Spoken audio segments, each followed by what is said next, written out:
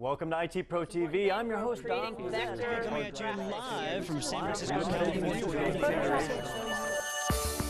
You're watching IT Pro TV. Hey, welcome to IT Pro TV. You're watching the CompTIA IT Fundamentals for exam FC0U61. I'm your host, Ronnie Wong, and today we are coming back for a part 2 in programming concepts. We're ready to take a look at a little bit, of course, of the different languages that are out there, and Don helped us to understand more. And now he's going to show us how this works. Don, welcome back to the show. How are you doing? I am doing great, Ronnie, ready to dive right in, and we're going to take a look conceptually at how to build an application. Right here in this episode, we're going to see all the little building blocks that go together to put a program together and get it up and operational. And we're going to do it in a easy, approachable manner, right? I don't want to dive right into writing source code right in this episode. So we're going to deal with building blocks, kind of like Legos that we stack together to build an application and get it up and going. If you want to see actual, writing source code and all that, we'll do that in the next episode. But for now, it's really important that we understand some of the basic concepts of development before we start putting it together. And you'll find that once you know those basic concepts, you can write any language. You just need to know the commands at that point. So all the languages share these basic concepts in common, and that's part of the foundations of programming. So that's what we're going to take a look at right here in this episode. All right, so Don, where are we going to take a look at this beginning in terms of the different concepts that you want to show us? All right, well, first off, I'm going to use a development environment. When you work with applications or with programming languages, you'll typically have what's called an integrated development environment, or IDE. An IDE is just usually it's just a text editor that you can write your code in, and it'll check for errors, and it'll compile it into a program for you when you're ready to run it.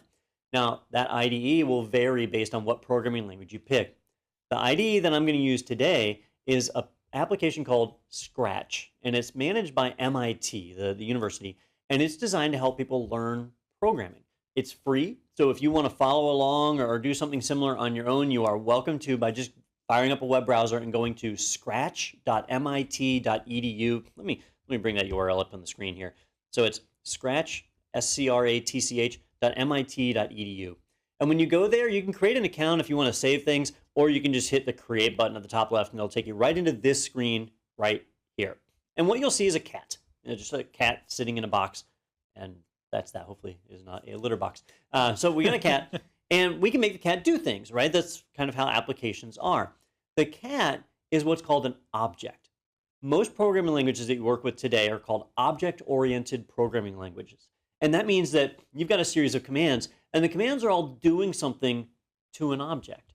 So for example, in this program, I might move the cat to the right or move the cat to the left. That's me changing that object, doing something to it, right? And I could actually be changing the object itself. Objects have properties, right? This cat is a yellow cat, or maybe orange, I don't know. So it's a color.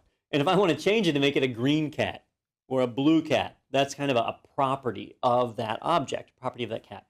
Well, these are terms that we see in programming languages, that you have objects that you work with, that they have properties that you change and tweak. And those properties, in this case, might be things that I'm performing on it, like turning it 15 degrees or pointing it in a direction, 90 degrees off to the right or negative 90 degrees, whatever it is that I want to do to change the way that it's pointing. These are all modifications I can make to that object. And you'll usually have more than one object. Right here, I've just got a cat, but I might stick a background on it. We'll give it a nice, pretty background, right? So now I've got two objects. I've got the cat as my foreground object, and I've got a nice, pretty background here as my second object. And the cat has properties.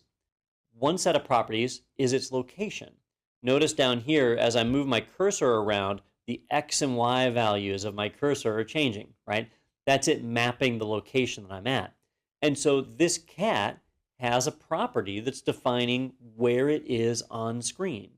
And when you launch a program, one of the first things a program does is it initializes all of its values. It puts them all to a default place.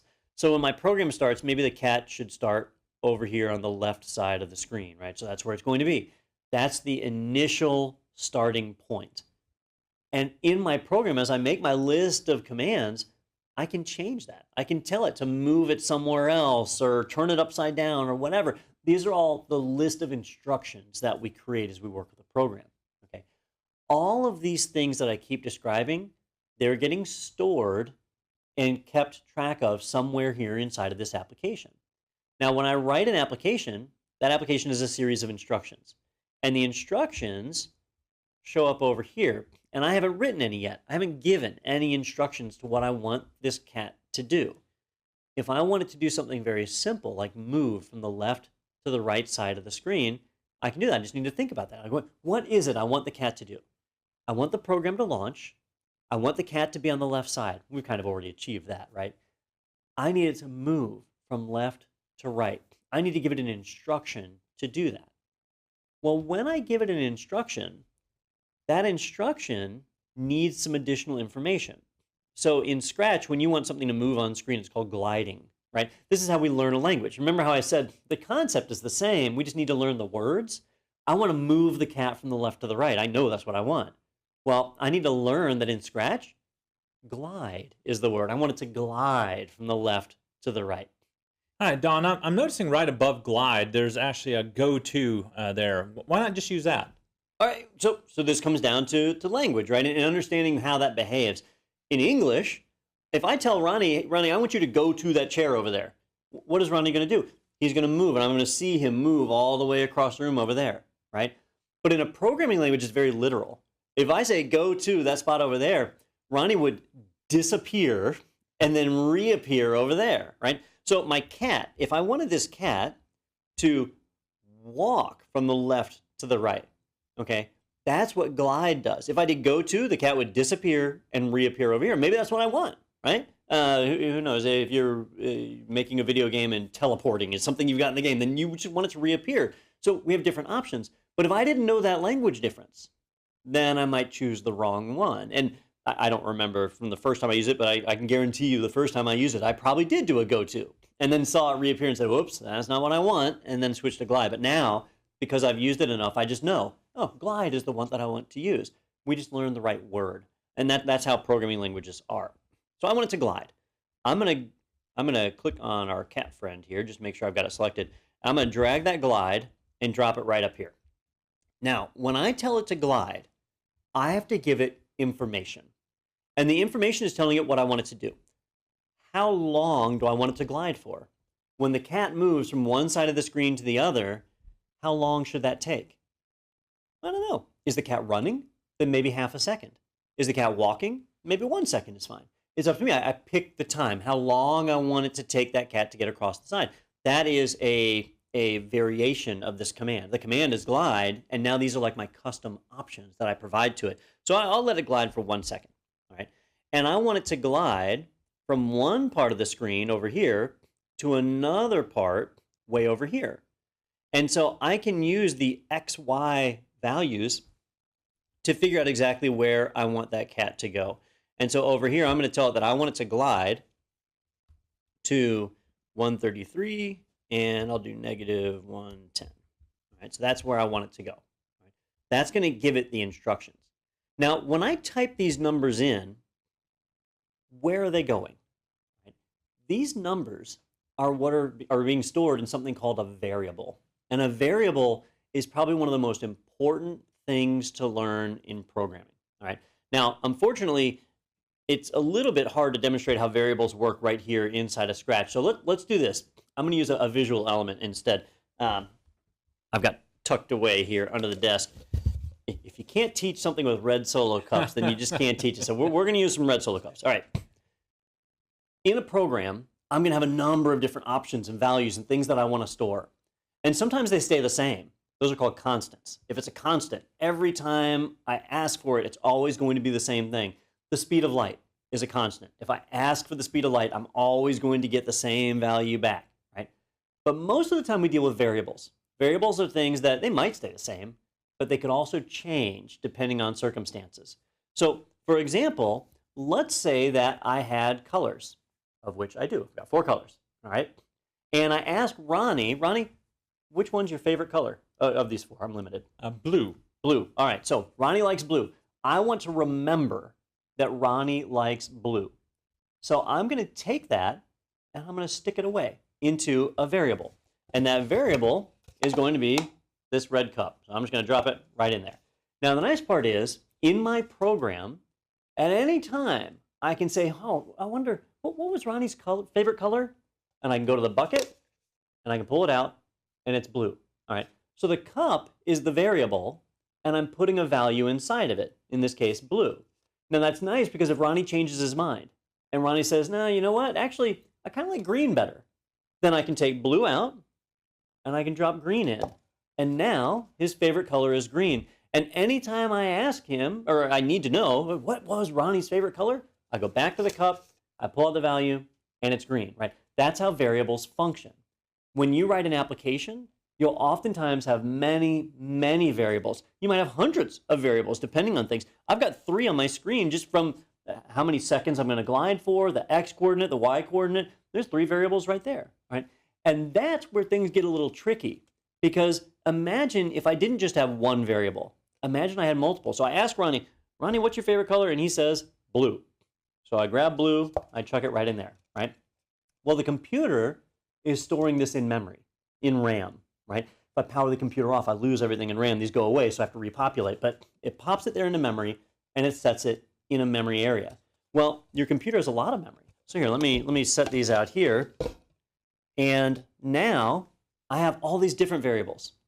And then I come in and I say, what was Ronnie's favorite color? Uh-oh. Which variable did I store it in? I've got to find the variable. I got to figure out which one. I've got 3 different ones. I don't know, right?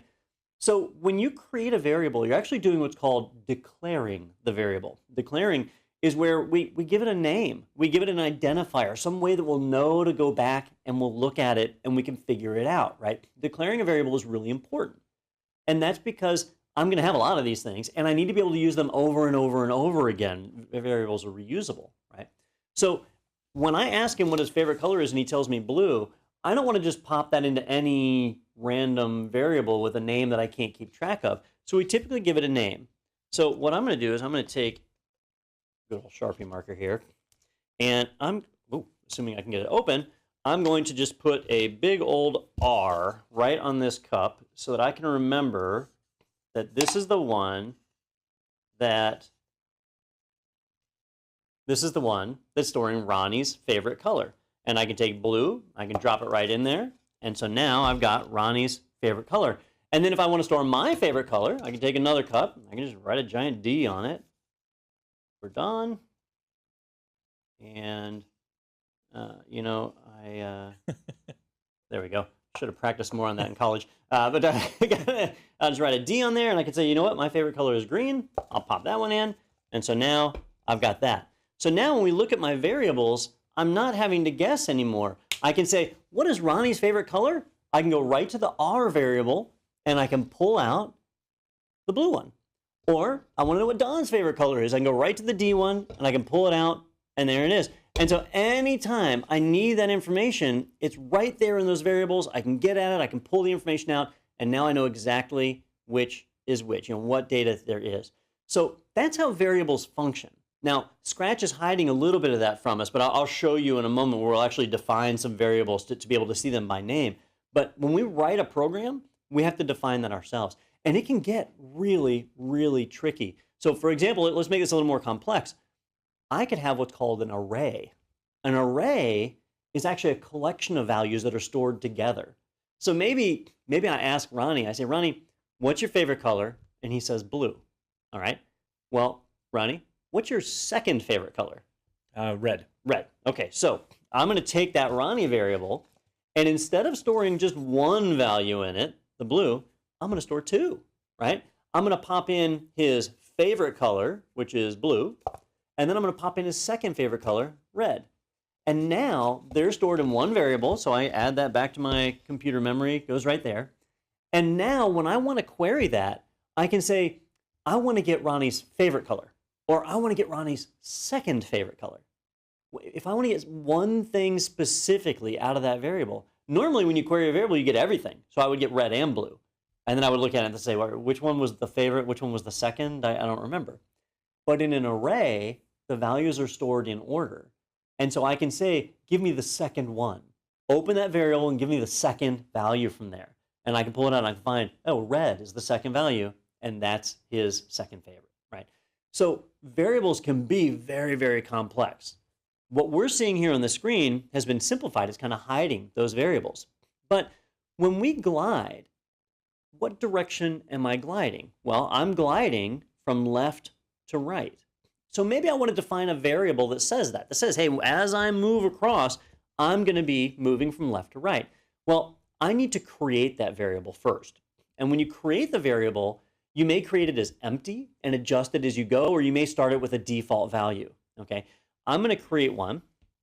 And so when I do that, when I go to create a variable, I'm going to go into my control, and I'm going to hunt down, actually, hang on a second, where is my variable stuck inside of this thing? I am going to find the set option is what I'm looking for. And we're basically going to set that variable to a default value. Oh, sorry, make a variable. I was in the right spot in the very beginning. So I'm going to create a variable here, and I'm going to call this, we'll just call it direction, okay? And this variable is going to store which direction the cat is moving in. Now notice I've got the option to store it for all sprites or just this one sprite, just the cat. I might have more than one sprite if I have a cat and a dog. Maybe one of them is moving left and one of them is moving right.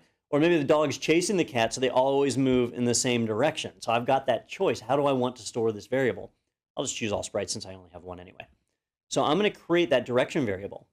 And now you'll see where I can set the variable and I can change it. I'm going to start by setting it, and I'm going to set direction to the word none. I've got no direction, right? In the very beginning, the cat's just standing there. It's got no direction, all right? But then later on, when I start to glide, I'm going to change the direction that I'm moving in. And so there, I can come in and I can say that I want to change direction, and then I can set it to something else. I can say that I want to, or actually, sorry, I didn't do a number, so I can't actually do change like that. So what I need to do instead is do a set direction. So I need to set direction, and I'll change it to right. So I'm going to be moving to the right to these coordinates. Now, if I ever decide to move back to the left, I can do that. If I want to move to the left, I would need to do another glide statement. And so I'm going to come in here and find glide. And this time I'm going to glide for 1 second in the other direction, right? So I did a positive 133 for x before. Now I'm going to do a negative 133. The height will stay at negative 110. That's not going to change. So that the height of the cat stays the same, but it's moving left and right by 133 pixels each time, to the right and then back to the left. And I can set that direction. And this time, that direction is going to be left. By setting that variable, I can call the variable and ask questions about it whenever I want and learn about what direction I'm moving in and so on. I start with an empty variable, and then I populate it as I move, and we continue kind of going through. So that's kind of what's going to happen, right? I can take all this and glue it together, and now I've got the start of a program, right? The only thing I really need here is something to trigger the program off. And so if I go under events, I can tell it that when I click the green flag, that's when I want this to start, and it's going to fire off. I might want to have some kind of human interaction. So I might come in and say something like, I want to wait until, not repeat, I want to wait. I'm going to tell it that I want to wait.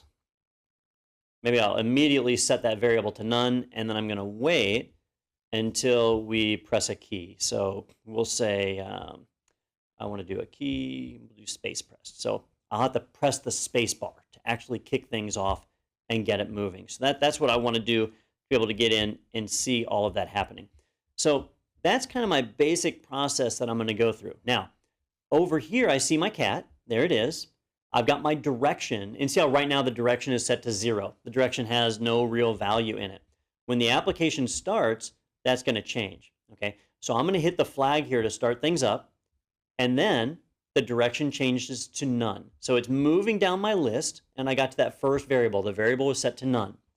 It's waiting for me to press the space bar. And then I'm going to see the variable change to right, and we should glide to the right for 1 second. And then the variable should change to left, and we see it glide to the left for 1 second. And so when I come up here and I hit my flag, or already hit the flag, sorry, I'm going to hit space. There it goes to the right. and to the left, right? And all it's really doing is moving down my list of instructions that I've fed into it. And the instructions are pretty simple at this point, right? Nothing really crazy in here, but we can come in and start to do things that are far more complex based on whatever our needs happen to be. So for example, I was just doing this simple walk here, but maybe I wanted to repeat that. I wanted to repeat it 5 times. Okay, if I wanted to cycle through that 5 times, I need to add in a loop. And so I'm going to go to Control, and I'm going to find the repeat loop. I want to repeat. I want it to walk back and forth 5 times. So when I bring that repeat loop in, I need to tell it where that's going to happen. All right, so it'll be after that space bar. And so now, if we look at that, we set our direction to none and wait for the space bar to be pressed. We press space bar. And then it's going to walk to the right and walk to the left. And then it's going to repeat. And we'll just do it, we'll do it 3 times, so we're not here all day. So we'll repeat 3 times. So it'll walk back and forth a total of 3 times, right? That's a simple loop. And when the loop is done, then we reach the end and we can tell it other things that we want to have happen based on what we need or don't need or whatever, right? So now if I come back here and I'm going to restart the program, and so I restart the program, and you'll see my direction has changed back to none, and I'll press my space bar, and there we go, right and left, and now it's repeating a 2nd time, and now it's repeating a 3rd time, and now the program is done. This logic is what's called the workflow or the flow chart type aspect of an application. I'm just giving it a sequence of events that I want it to do. And you can get really specific on these things. You can do like if statements. If the direction is right, do this. If the direction is left, do that. All sorts of other criteria, right? And you can get really complex really fast. But what you've seen here are actually the basic building blocks of any programming language. You've got variables where you store data. You've got commands where you read the data and perform some kind of action on it. And then you've got logic controls like waiting, pausing, which are basically similar. Waiting, the program is still running and doing stuff. Pausing, it's actually stopped everything until something happens. Then you've got taking an action, right? What those action commands are. You've got additional logic. You might be outputting files. You might be inputting user input. Somebody has to type. Like I had user input here, pressing a space bar, right? All of those are tasks that a program needs to perform. Now, everything I just showed you, I did in Scratch because it's nice and it's visual and it's simple. It's a great way to learn. But you could have done everything I just did in Python, C++, Perl, you name the language. Nothing I did there was groundbreaking. Those are all basic building blocks. You would just have to learn, all right, well, in Scratch, they called it glide. What do they call it in this other language that I'm using? And what are the commands that I would issue to achieve the same thing? And once you figure that out, then you can write your program in that language and get it developed. It does take work, takes learning. It's not easy to switch from one language to another, but it's not as hard as learning like a human language. Like if I was to learn Spanish, that would be a nightmare. I could probably learn just about any other computer language before learning a foreign language. Your ears just don't work the same as when you're a kid. But programming languages are pretty easy to pick up because it is just understanding what the right command is for the task you're trying to perform. All right, Don. Well, thank you for helping us at least to see an example of how we can get some idea of how the programming ends up working for us. But there is more to come in the idea of us going into Python, right? We're going to be picking that up soon. Absolutely. It's one thing to see a little flowchart like this. That's not really fun. So in the next episode, we're actually going to develop something with Python. So I'll show you how to write a basic Python application, and we'll actually repeat a lot of what we saw here. We'll create some variables. We'll create some commands. We'll output some stuff on the screen. We'll do a loop. So a lot of what we just saw, and actually go a little bit further, we'll do some if statements and so on. So you'll get a chance to see what it's actually like to write an application and get an idea of whether that's something that you're interested in and whether their development is the right career for you. Yeah, this is a great start and great beginning of us seeing some of the potential that programming has for us. And we do thank you for also watching as well. But signing off for IT Pro TV, I'm your host, Ronnie Wong. And I'm Don Pizzette. Stay tuned right here for more of the CompTIA IT Fundamentals Show.